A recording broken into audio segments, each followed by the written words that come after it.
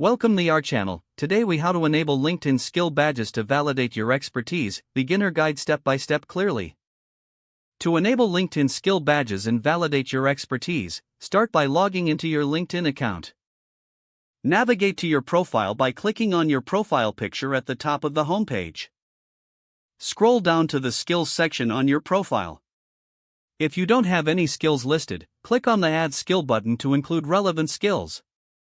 Once you have skills listed, look for the option to enable skill endorsements. This can be found by clicking on the More button next to the Add Profile section button. Select Manage Skill Endorsements from the drop-down menu. Here, you can adjust your settings to allow others to endorse your skills.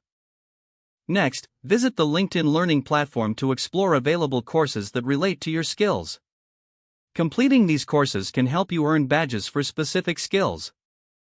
Once you finish a course, look for an option to add the completed course to your profile. This will usually be located on the course completion page. Select the skills that are associated with the course, and then add them to your profile. After you've added relevant skills and badges, check your profile for the newly updated badges. These badges will appear next to your skills and signify your validated expertise. Encourage your connections to endorse your skills to further enhance your profile. Engage with your network to increase visibility and recognition of your skills. Keep your skills and badges updated as you acquire new skills over time. This will ensure your profile remains current and accurately represents your capabilities. If the page does not load, refresh the browser or try again in a private or incognito window. Make sure you are using the correct email address, then retype it carefully to avoid small. If your password is not accepted, use the reset option and create a new strong password you can remember.